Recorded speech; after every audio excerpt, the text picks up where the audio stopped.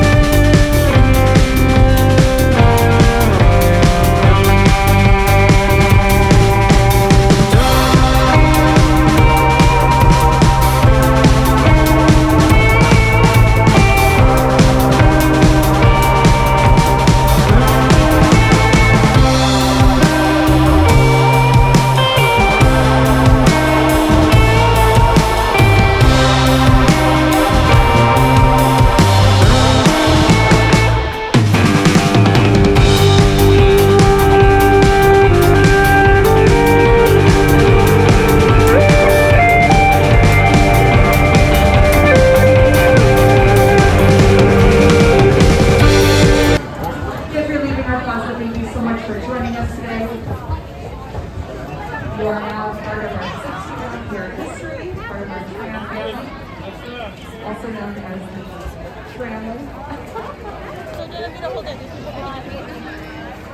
What did you do, guys? You're a kid.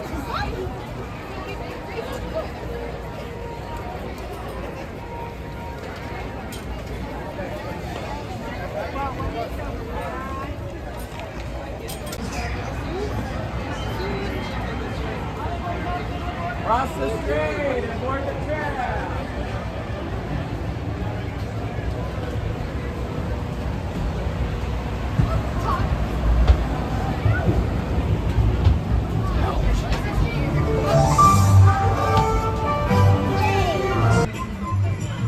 Now take your hands and put them together for the most important person on our tour, our driver, Oscar! And it's not just the two of us either. Here to kick us off. Be prepared. We're gonna have some loud noises, some fire effects, a lot of water effects, so you might get wet. Keep out your cameras, but also keep them protected. We're also gonna have a lot of sudden tram movement, so be sure to secure any personal items you might have. Hold on real tight for your safety and the safety of everyone on board too. Please no selfie sticks on board the tour. Universal Studios Hollywood is so unique because not only are we a real working theme park and a real working movie studio, we're actually an entire city. We're really Universal City Studios. And because we're a real city, we have everything a city could need. It's coming up on the right. Some people ask what this fire station you're gonna see is a set from, but it's not a set. It's the actual fire department for Universal City. It's named Fire Station 51 after the fictional fire station from the TV show Emergency. And if you watch Chicago Fire, yeah, they're also Fire Station 51. Because now it's a little Easter egg we hide in different NBC Universal productions as a tribute to the firefighters in our city. Oh, and all this construction on the left. It's for the new Fast and the Furious Hollywood Drift roller coaster that's opening next year. Can't wait. It looks like it's going to be awesome. Oh, they've actually been doing some construction, upgrading and expanding the movie studio too. Like they recently renovated this big building in front of us. It's called a sound stage. They get the name because when the doors are closed, they're about 98% soundproof. So we can build any sort of set we want inside of these sound stages and just close the door to keep it isolated. For years, this one, Stage 12, was home to the TV show The Voice on NBC, which still films on the lot. They're filming the 28th season of The Voice right now. They just moved to one of the new sound stages we built out on our back lot a few years ago. Before that, the lot was kind of broken into two halves, and we had all the sound stages where we do most of our interior scenes here on the front lot. Really only had our exterior sets on the back lot, but now I got sound stages all over the place. And here's one of the coaches from this season of The Voice, Snoop Dogg, to tell us what it's like filming inside of one of our new stages. They're gonna pass right by these Metro sets and get ready to do some filming out here. And get your 3D glasses ready too, because we're heading to King Kong 360 3D. It's the original King Kong that made me want to direct movies. I saw that movie on TV when I was about 8 or 9 years old, and I wanted to become a filmmaker. I I like films that just take you away from your real life and sweep you up in adventure. Kong literally does that. I mean, you're on board the ship, you're sailing to a lost island, you're encountering monsters and creatures from prehistoric times. So I was thrilled when Universal invited me back to Skull Island, and it's great to have you along for the ride.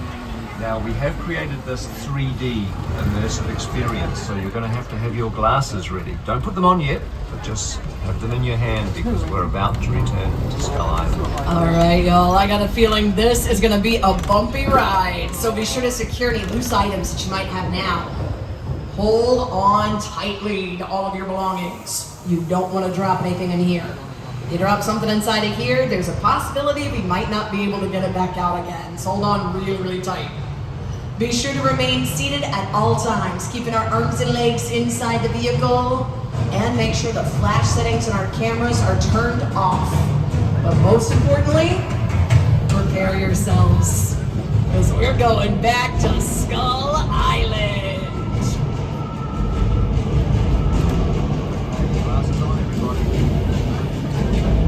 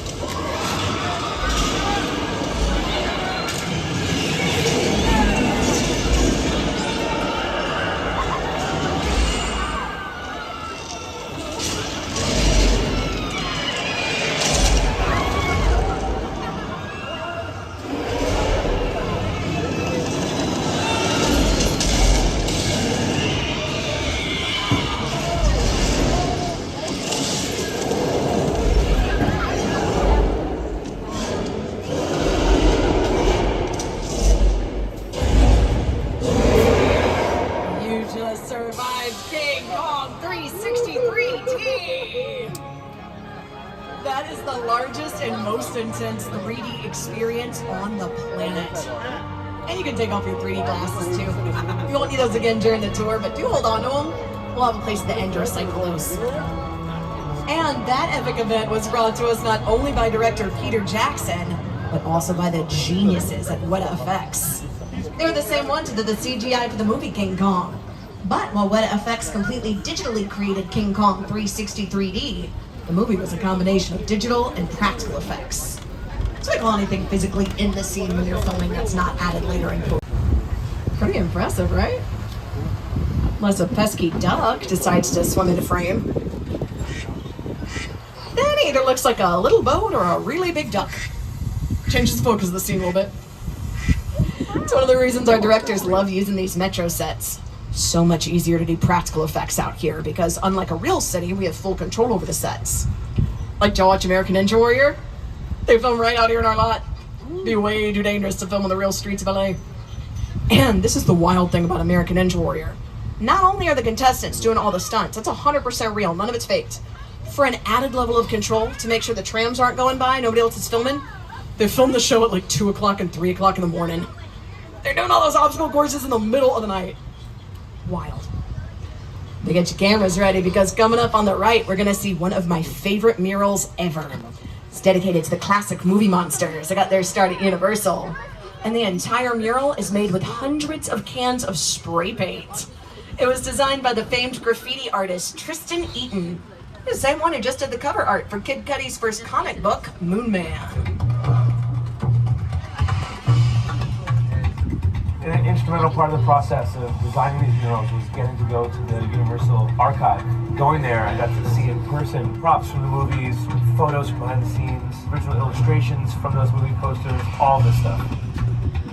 I had an early affection for movie monsters. I was always fascinated by the magic behind making movies, but I fell in love with zombie movies and monster movies as a young kid.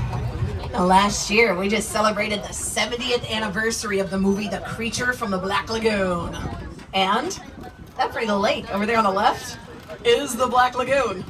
It still looks really similar too, even 7 decades later. And again, The Creature's just one horror icon who got his start here. All the greats like Dracula, Frankenstein, the Wolfman, the Hunchback of Notre Dame, the Invisible Man. Oh, it's right there! We just celebrated the 90th anniversary of the Invisible Man. And they all got their start in the exact same place. This next part of our lot that we call Little Europe. Now, we call it that because we can dress it up to look like any European town we want. Really just by switching up the languages on the signs out here. But to be honest, it could be pretty much anywhere. The original Mummy movie with Boris Karloff filmed out here. They dressed it all up to look like Cairo, Egypt. Since then, it's been Tortuga for Disney's Pirates of the Caribbean on Stranger Tides. This was even the perfect afterlife, one of my favorite shows, The Good Place with Kristen Bell and Ted Danson. You, Eleanor Shellstrom, are dead.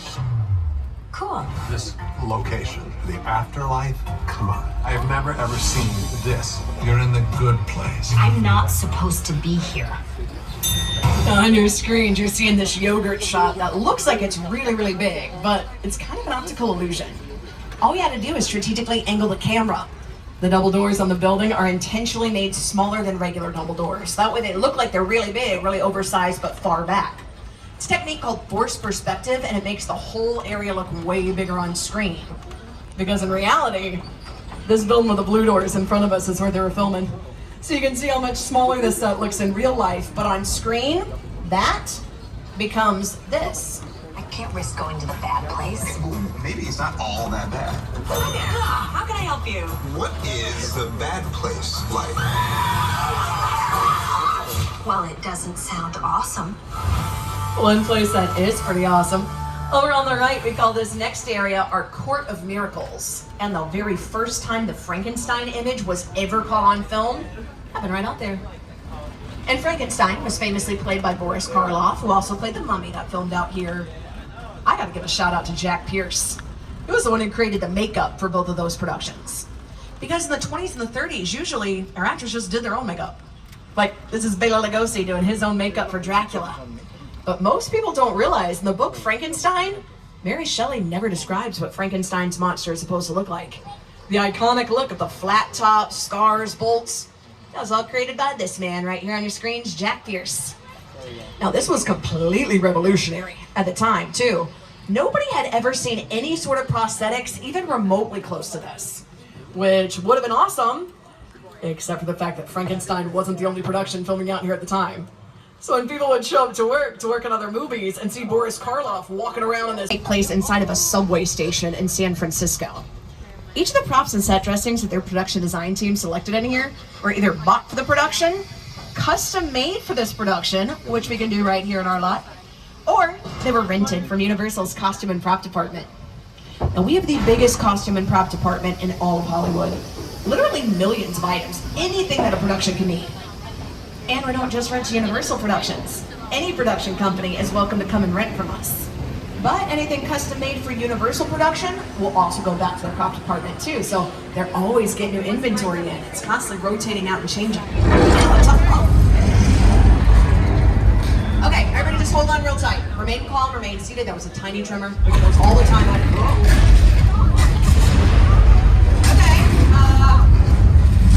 Okay, just hold on really, really tight. This is a little bigger tremor than I thought it was going to be, but I'm sure it's fine. It's just,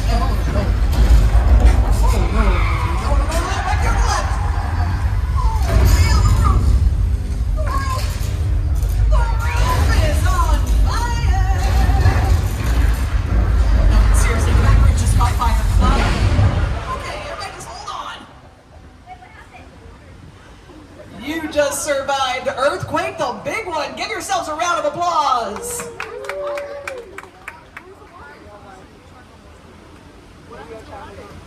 Are we all right? Are we okay?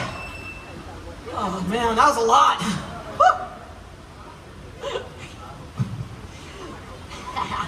So again, this is our Earthquake attraction based off the movie Earthquake.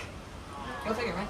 Came out November of 1974 and originally was supposed to be followed in December the same year by another terrifying Universal production that had a lot of problems on set. Tons of delays. The entire movie got pushed all the way from a Christmas release of 1974 to summer of 1975. And it was a blessing in disguise for us because that particular movie was way scarier in the summertime than it would have been at Christmas.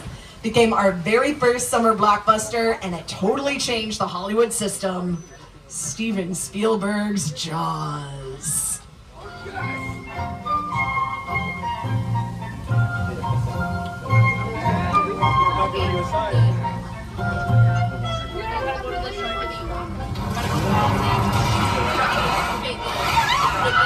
Now, right now, we're actually celebrating the 50th anniversary of Jaws, so we figured what better way to celebrate than with a little trip to Amity Island.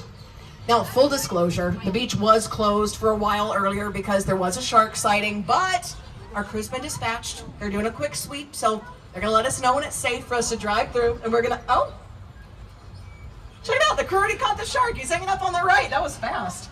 Good job, guys. Oh, I see him. You know what, they've probably already gone in, but if the crew does pop up, let's all give them a big wave hello. Oh, there they, whoa, whoa. Okay, that's not the crew, that's a fin. That's a big fin. The crew isn't still out there though, right? Oh, hey, buddy! You need to get back in your boat! Like, right now. Get out of the water, there's another shark! Oh! He's fine. He's okay, don't worry about that.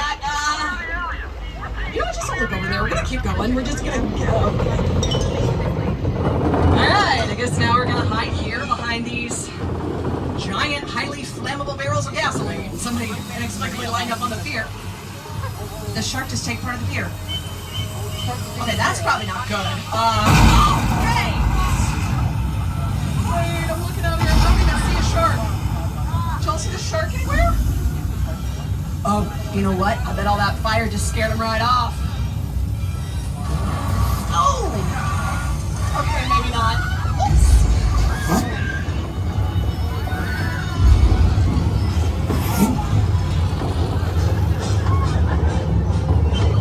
You just met the literal biggest horror icon of the 1970s, Bruce the Shark from the movie Jaws. When they were filming Jaws, Steven Spielberg started to call the shark Bruce because Bruce was the name of his lawyer. Luckily for him, his lawyer worked a lot better than the mechanical shark Bruce. That's why they had so many problems and delays. They tested their shark in a freshwater tank and he worked perfectly. But they filmed on location at Martha's Vineyard. Nobody thought about the fact the salt water might react differently. So they put Bruce in the water, the salt jammed up all the gears, and the entire mechanical shark sank to the bottom of the ocean by the end of the first day of filming. I know, right? Yikes. But anytime you have water in a scene, it's gonna add some extra challenges. Like when you see a big rainstorm on screen, usually we have to make those ourselves. So we're gonna show you how in the next part of our lot we call Old Mexico. We got our crew all set up. What we're gonna do is combine a few different elements together to create the overall illusion.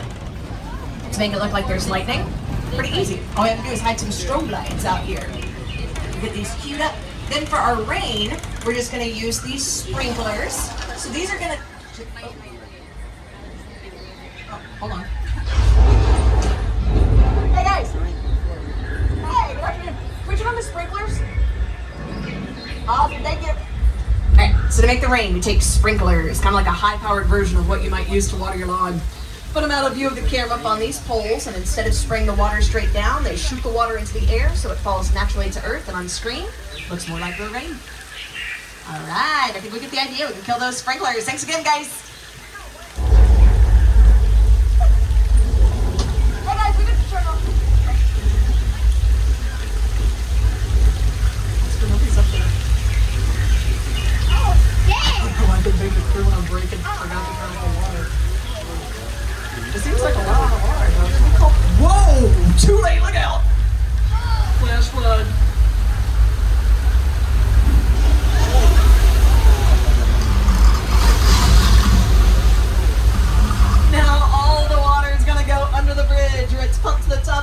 be released and recycled over and over again for the tours. It's not just for the tours though, that's a real set. Lady Gaga filmed a music video out there. She refused to use her stunt double. She got hit by all that water and just stood there looking fantastic, didn't even flinch. I know, guys, like we get it, Gaga, you're amazing. This is how it looked in the movie Big Fat Liar with Paul Giamatti. You can't outrun a wolf, kid! Yeah, we'll see about that. By the way, Big Fat Liar is such a fun movie to watch after you take the tour because it filmed all over the lot. You recognize just about every single set in this movie. Including this next area, our Western sets. We called this part of the lot 6 Points because originally it was 6 streets that met in a somewhat central point. And since each one had its own bank, jail, saloon, whatever you could need to make a good old-fashioned Western. In the silent film era, we didn't have to worry about any sort of audio overlap. So we could record 6 different Westerns at the same place at the same time. Now granted, they were a lot shorter back then. I mean like minutes long instead of hours. But we were shelling out over 200 Westerns a year. This was our bread and butter when we first opened. And pretty much every studio made Westerns at the very beginning of filmmaking too. This was a genre that kind of kicked off the whole filmmaking industry. It wasn't until years and years later that each studio kind of became famous for our own genres. Like Universal was known for the monster movies. MGM was famous for the musicals, but we're the ones that filmed the classic musical Showboat. We also filmed it at that same lake that was once the Black Lagoon from Creature from the Black Lagoon. We're gonna pass by our Jaws lake one more time too, so I wanna let Steven Spielberg himself tell you what it was like creating this fan favorite attraction for the tour. The Jaws ride was almost the inevitable result of the size of the box office when Jaws first opened in June of 1975. And that was really the first time I ever got involved in the creation of a ride. It was a great honor to be invited into a creative circle of tremendous designers at Universal that were trying to figure out how to replicate what the movie had done to audiences in a real way by building a physical shark that would come out of the water and terrify tourists as they were sitting in the tram. And the most amazing thing about the Jaws ride is it is exactly as it was from the time it was first placed on the Universal lot. There have been tweaks, of course, over the years, but it is... But get your cameras ready. They're letting us go down the street where they've been filming for that new TV show, The Burbs, with Keke Palmer. They've been using the same house they used in the TV show Ted. This is how it looks in Ted. A little beat up, a little run down, but that's on purpose. It's part of the plot, so they distressed it to look that way. But in The Burbs, that same house is supposed to look all nice and new and pristine. All we had to do is add a fresh coat of paint. This pretty white house with a blue door on the right, this is exactly how it's going to look in the new show, The Burbs. This is the same set here on your screens from Ted. Let the festivities begin. How many we got? Well, let's see. We got 20 cartons. Fantastic. Do you think we're getting too old for this? Well, come on, Johnny, we're doing a public service here. If a kid leaves the house in a less than stellar Halloween costume, he's got to get the bad news before he makes a fool of himself all over town. We're Samaritans. Now, we've used this area a lot, but it was probably most famously used as Wisteria Lane, home to ABC's Desperate Housewives. Yeah. Check out this scene. We add a little dirt pad to the sidewalk on the right. It's where Susan's running, right where the tram is driving now. If there is one thing everyone in suburbia can appreciate, it's a good name. So you can see how much bigger these sets look on screen than they do in real life, too. And a lot of these still look really similar. Like Susan's Yellow House right here on your screens is this yellow house on the right. We just used this for the TV show Never Have I Ever on Netflix. The purple house right next to it is the original house from the TV show The Munsters. And I mentioned most recently we've been out here filming for that new TV show The Burbs with Keke Palmer. This is how the same road looked in the original movie The Burbs with Tom Hanks. It was also used in movies like Casper with Christina Ricci. Was Nellyville for Kelly Rowland and Nelly's music video Dilemma, when she infamously gets mad that Nelly won't text back on an Excel spreadsheet. Classic, classic. From a Desperate Housewives fans, in the second season, there's a huge plot line where Edie Britt's house burns down. You know, the truth is we just had an old set out there that the showrunner Mark Cherry hated. He thought it was hideous. So they got their second season. He asked the writers to come up with a scene where the whole set burns to the ground. Based on one of my personal favorites, Bumblebee from Transformers.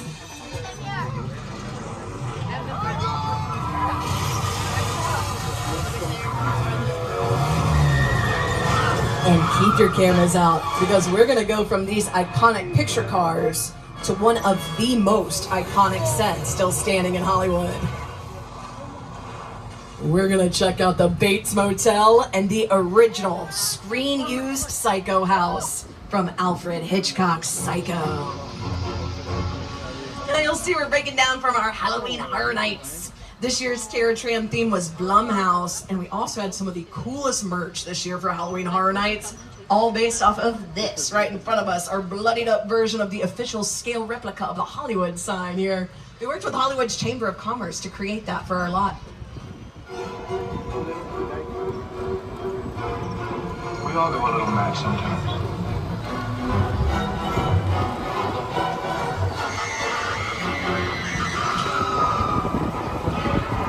Coming up on the left, this is the actual screen-used Psycho house from Alfred Hitchcock's Psycho. No. Okay, apparently Norman Bates is home. Okay, and he has a knife. We're gonna get out of here. Norman, if you want to go back inside, you can just enjoy the rest of your... Where are you going? Hey, you guys look out. Oh, that was almost a complete disaster.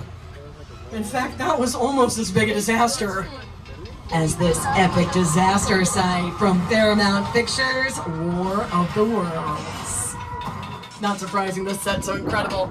It was dreamt up by Steven Spielberg, one of the greatest directors of all time, who got one of the greatest production designers of all time, Rick Carter, to execute his vision for the set. The airplane press site set is a perfect example of a set that is all designed around the vision of Steven. You sit down to talk about war. That's fine. What if the 747 goes down right in a big neighborhood? Because it's just something you don't see. Now this incredible set from War of the Worlds is a perfect example of production design made to look like an extraterrestrial alien invasion. Another perfect example, though, is in Jordan Peele's movie Nope. That movie's not just visually stunning, their sound design is incredible. Because Jordan Peele knows sometimes what you don't see on screen can be even scarier than what you do if you use our sound design to stoke your imagination. So put your cameras on video mode, because we're checking out some sets from Nope, but not just how good they look. We're gonna check out their sound design too. Movie magic only happens when a team of collaborators, often in the hundreds, work together to take an impossible notion and bring it to life. This is Jupiter's Claim, a nostalgic, small-time Southern California amusement park owned by former child star Ricky Jupe Park.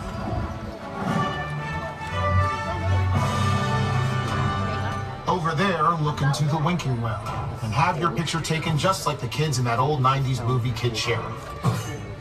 That's what this whole place is loosely based on. Remember that one? No? Well, I do.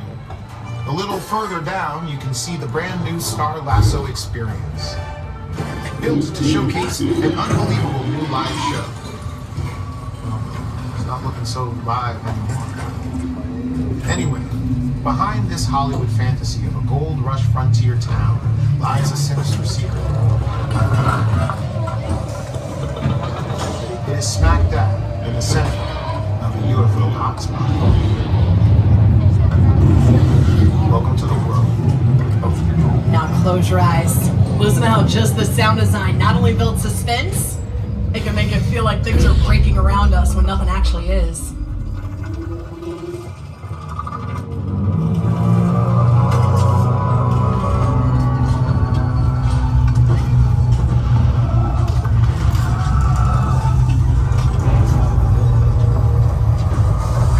Cool, right? And if you've seen the movie, you know they filmed on location in the desert in Agua Dulce. They reassembled the whole set exactly like it was for the movie, just for our tours.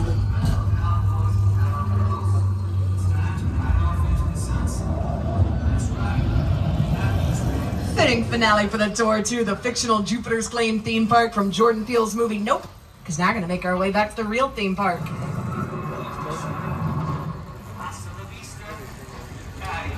On the way on the right, we'll see one of the largest freestanding backdrops in the entire world.